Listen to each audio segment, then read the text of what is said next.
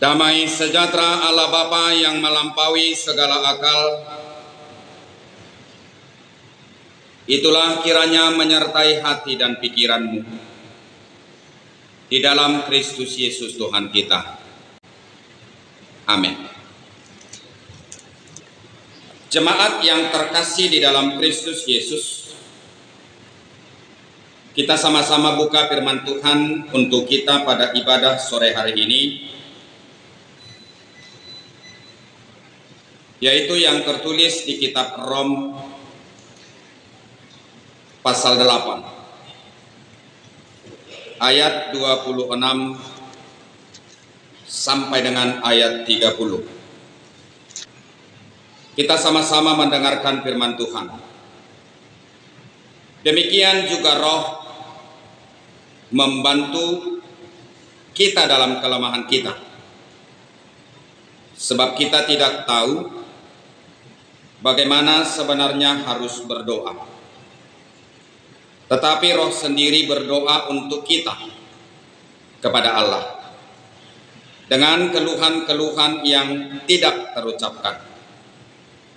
Dan Allah menyelidiki hati nurani, mengetahui maksud Roh itu, yaitu bahwa Ia sesuai dengan kehendak Allah berdoa untuk orang-orang kudus. Kita tahu sekarang bahwa Allah turut bekerja dalam segala sesuatu untuk mendatangkan kebaikan bagi mereka yang mengasihi Dia, yaitu bagi mereka yang terpanggil sesuai dengan rencana Allah. Sebab semua orang yang dipilihnya dari semula, mereka juga ditentukannya dari semula untuk menjadi serupa dengan gambaran anaknya, supaya Ia, anaknya itu, menjadi yang sulung di antara banyak saudara. Dan mereka yang ditentukannya dari semula, mereka itu juga dipanggilnya. Dan mereka yang dipanggilnya, mereka itu juga dibenarkannya. Dan mereka yang dibenarkannya, mereka itu juga dimuliakannya. Demikian firman Tuhan. Bapak, Ibu, saudara-saudara yang terkasih dalam Yesus Kristus, apakah arti berdoa menurut saudara? Doa adalah puncak dari pengakuan setiap orang berhubungan dengan kelemahan dan ketidakmampuan yang dimilikinya terhadap Tuhan. Jadi Bapak, Ibu, saudara-saudara, berdoa bukan hanya menyangkut soal permohonan. Jadi berdoa bukan hanya menyangkut soal keinginan. Jadi berdoa bukan hanya menyangkut soal apa yang ada dalam pikiran kita. Dan bukan hanya menyangkut soal mempertentangkan isi perut. Yang kedua, Bapak, Ibu, saudara-saudara, apakah artinya penyembahan? Buat apa saudara datang kemari? Mari kita katakan kita hadir di sini pada saat ini, kita sedang menyembah, kita sedang memuji, kita sedang memuliakan Tuhan. Tapi menurut kamu yang hadir di sini, apa sih artinya penyembahan? Apa sih artinya pujian? Apa sih artinya keberkenanan diri kita sujud di hadapan Tuhan? Jadi penyembahan adalah puncak dari pengakuan setiap orang bahwa segala sesuatu yang ada pada dirinya adalah mutlak hanya bersumber dari siapa? Bersumber dari Allah.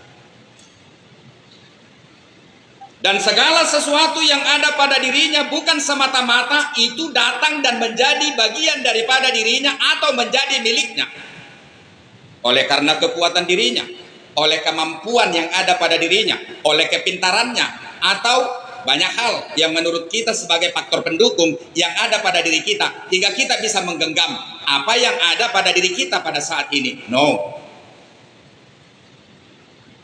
Nah sekarang Bapak, Ibu, saudara-saudara, silahkan kedua keterangan itu kita letakkan dulu di otak kita masing-masing. Tadi apa artinya berdoa? Jawab sendiri dalam hati. Yang kedua, apa artinya menyembah? Apa artinya memuji? Apa artinya memuliakan Tuhan? Jawab sendiri dalam hati. Kita sangat berbangga hati. Dan menurut saya, inilah seharusnya yang harus direnungkan oleh orang Kristen. Allah kita itu adalah Allah yang luar biasa ketika Dia berkenan menjadi manusia. Firman itu menjadi daging. Kalau firman itu menjadi daging, itu artinya secara universal, secara total, apa yang kau alami dari segi kedaginganmu, tangis, tawa, luka, duka, penderitaan, semua dirinya yang telah menjadi daging itu mengalaminya. Jadi jangan pernah kau katakan Allah tidak pernah bersama dengan dirimu, sekalipun engkau seperti Allah meninggalkan engkau. Ketika firman itu telah menjadi daging, itu permanen dan berlaku untuk selama-lamanya, dan tidak ada yang bisa mencabut dengan kekuatan apapun di dunia ini. Bapak Ibu saudara-saudara, ketika firman itu telah menjadi daging,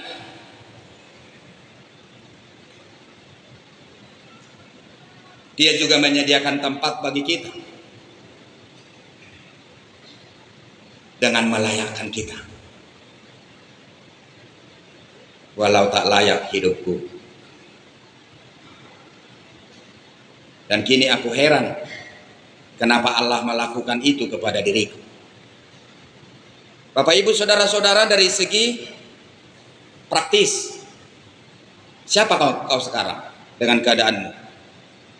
Apa karena kelayakanmu?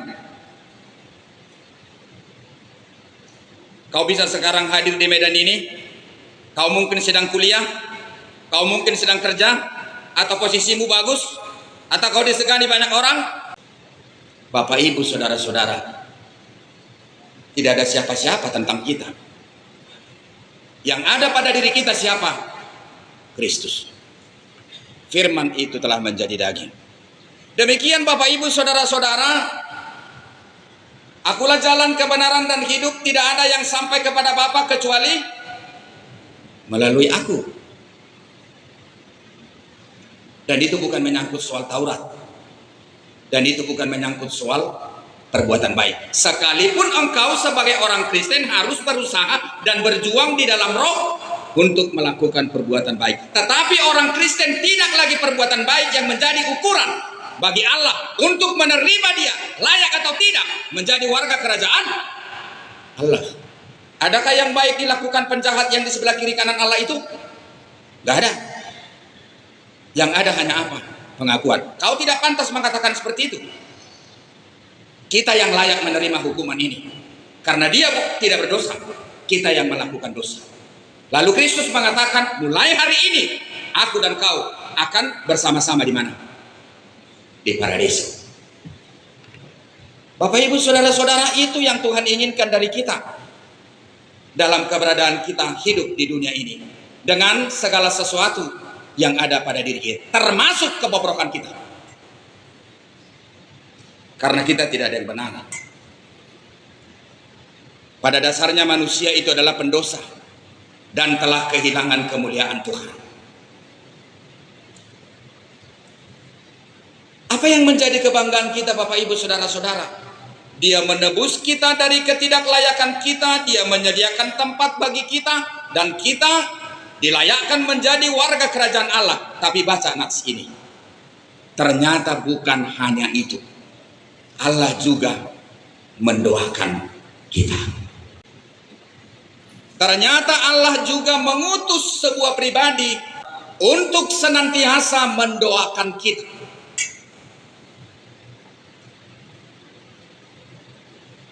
untuk senantiasa mengetahui apa yang sedang kita pergumulkan, apa yang sedang kita tangisi pada hari ini.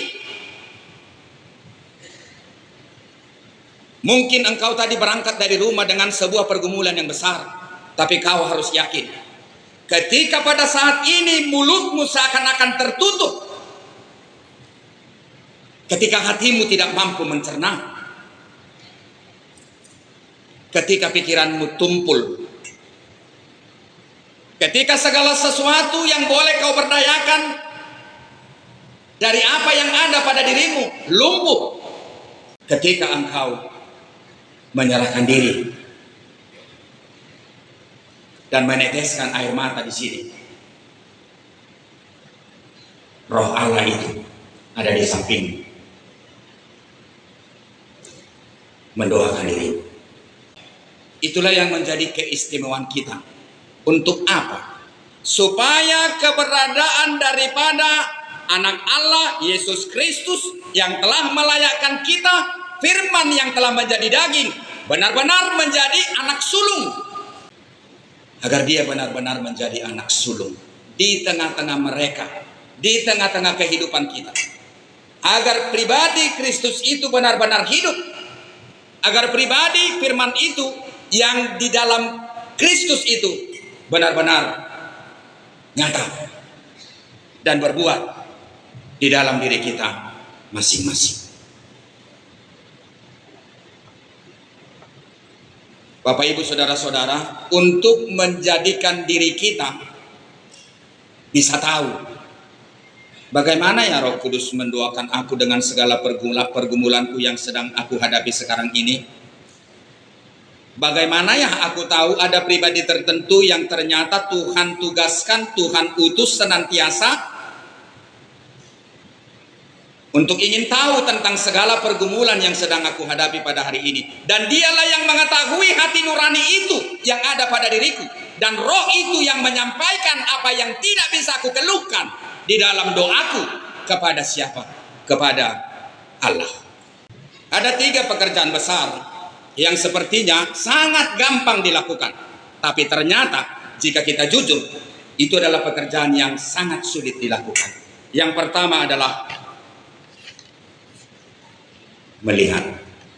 Kamu sendiri telah melihat apa yang kulakukan kepada orang Mesir, dan bagaimana aku telah mendukung kamu di atas sayap Raja Wali dan membawa kamu kepadaku.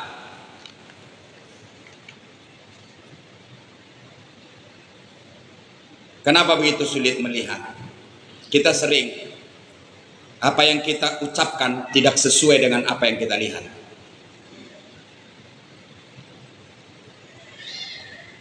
Atau sebaliknya, apa yang kita lihat tidak sesuai dengan apa yang kita ucapkan. Ketika seseorang bisa menyimpulkan di titik ini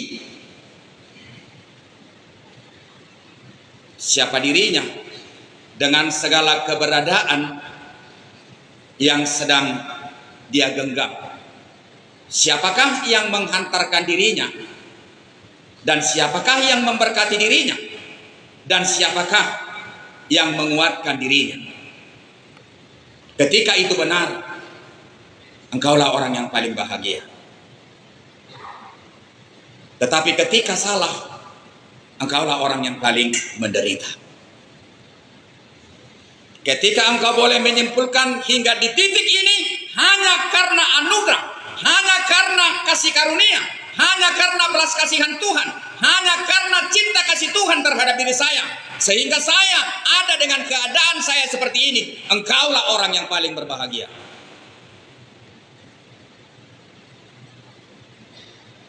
Bapak Ibu saudara-saudara, itu yang tidak dilihat orang Israel dalam epistel itu. Hingga Allah mengatakan, apakah mereka tidak merasakan, mereka ini saya bawa dari perbudakan Mesir ke tanah perjanjian yang sudah aku janjikan terhadap mereka. Aku membawa mereka seperti seekor burung Raja Wali. Burung Raja Wali itu adalah burung yang paling setia dengan pasangannya. Burung Raja Wali itu adalah burung yang sangat mengasihi keturunannya dan sangat melindungi anak-anaknya. Biasanya burung Raja Wali ini membuat sangkarnya itu di pegunungan-pegunungan yang paling tinggi di suatu daerah tertentu. Dan menurut dia tidak lagi bisa dijangkau oleh binatang-binatang yang bisa membinasakan nyawa daripada anak-anaknya. Kemudian Bapak Ibu Saudara-saudara, burung Raja Wali ini adalah burung yang memiliki jam terbang yang paling hebat. Mungkin dia bisa terbang berhari-hari. Biasanya Bapak Ibu Saudara-saudara, burung-burung yang lain menyingkir dari badai. Tetapi burung Raja Wali dia sangat senang terbang ketika badai ada. Dia tidak menghindari badai. Semakin ada badai, dia semakin menikmati hidupnya. Dia semakin menikmati bagaimana dia terbang. Bisakah Bapak Ibu Saudara-saudara pada saat ini semakin ada badai dalam kehidupanmu, kau semakin menikmati bagaimana engkau seperti terbang. Lalu memandang dari atas bagaimana panorama keindahan daripada kota-kota atau alam yang bisa kau lihat itu dari atas sana. Kemudian burung Raja Wali itu adalah burung yang memiliki umur yang paling lebih tua dari semua burung. Buku yang saya baca ternyata burung Raja Wali itu bisa berumur sampai berapa tahun? 70 tahun.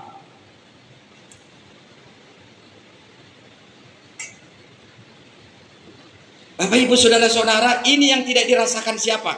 Ini yang tidak dirasakan oleh orang Israel, sehingga hati Allah menangis.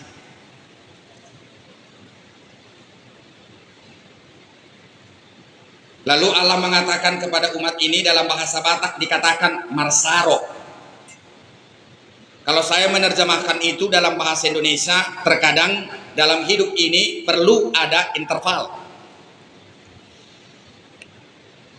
Penyakit yang paling sulit diatasi di zaman ini adalah akibat daripada mobilitas, tingkat kerepotan manusia.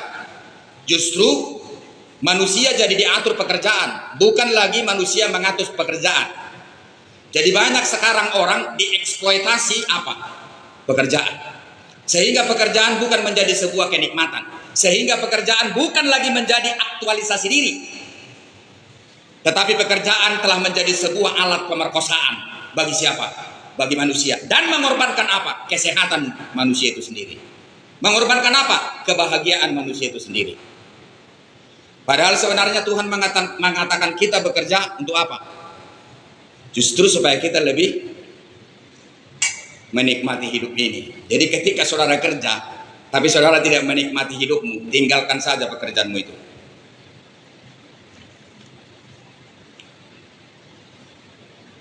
Bapak Ibu Saudara-saudara, itu makanya dikatakan dalam nats ini, lihat. Yang kedua, mari kita lihat sesuai dengan pernyataan tadi itu, apa yang paling sulit dilakukan. Ayat berikut. Jadi sekarang, jika kamu sungguh-sungguh mendengarkan. Tadi melihat, sekarang mendengarkan.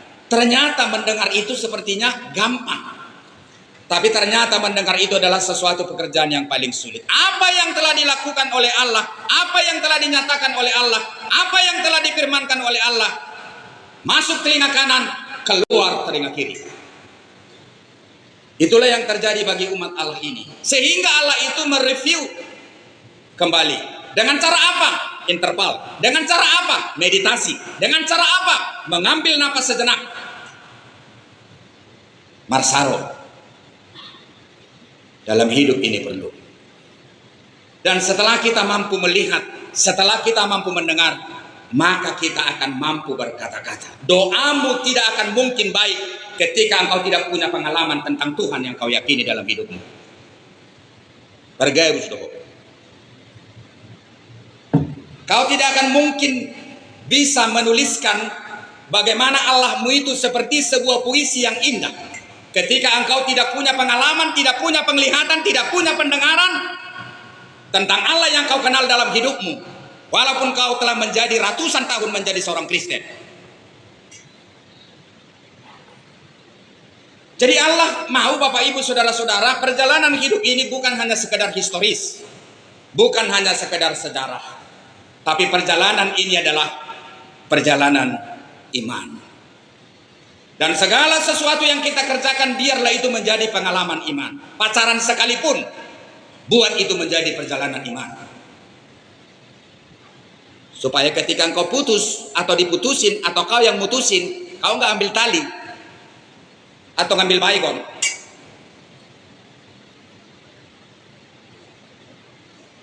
Atau mungkin kau sekarang gagal dalam studi. Kalau kau menyatakan itu bagian daripada pengalaman iman, kau akan menangis tentang itu. Kau akan ingat bagaimana orang tuamu yang ada di kampung pada saat ini. Dan mungkin kau tidak akan selera makan. Tapi ketika itu tidak menjadi bagian daripada imanmu, kau sendiri yang jawab.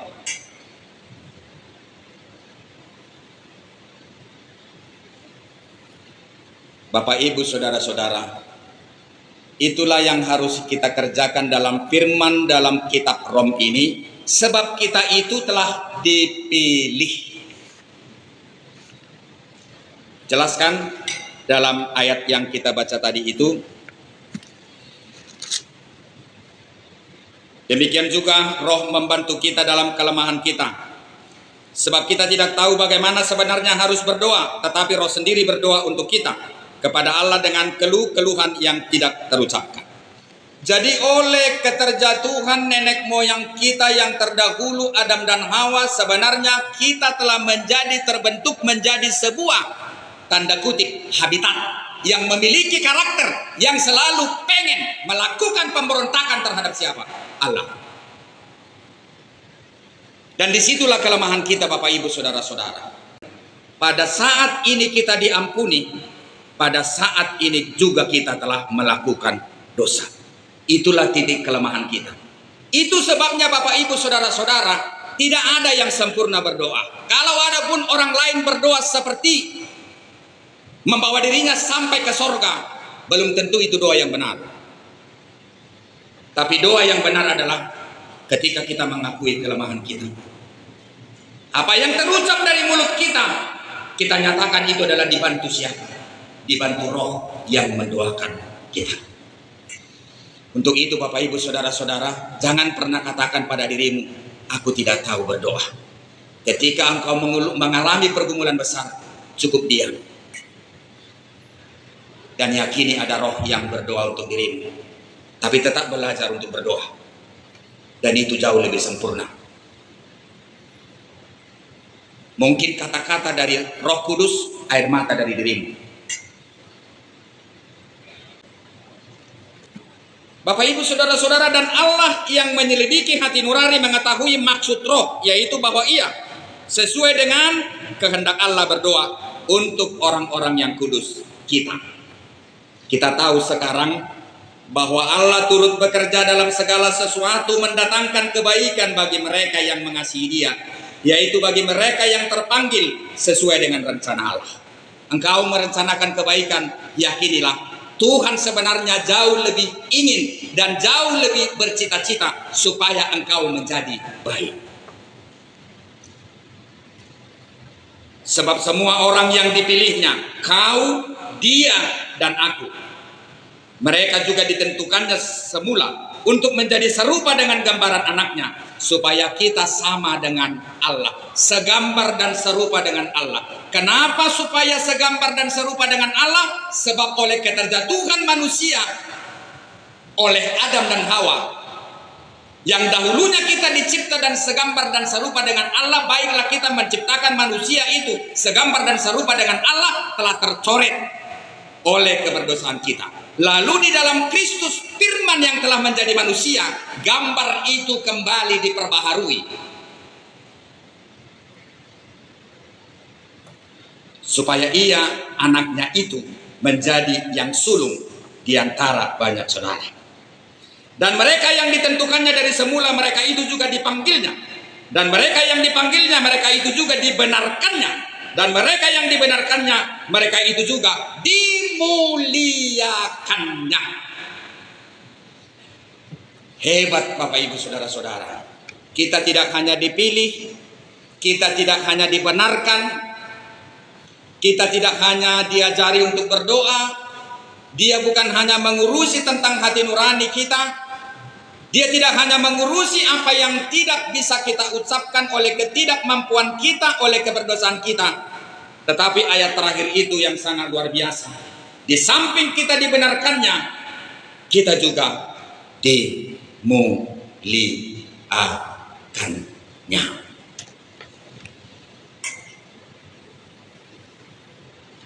Semua kita pulang dari sini harus tersenyum. Apapun yang menjadi beban kita. Buat adik-adik kami di sini, kau mungkin pada saat ini sedang bergumul. Tetapi yakinilah adikku yang tersayang. Ketika engkau mengandalkan Tuhan dalam hidupmu, hanya satu kunci melalui firman ini, rendahkan dirimu.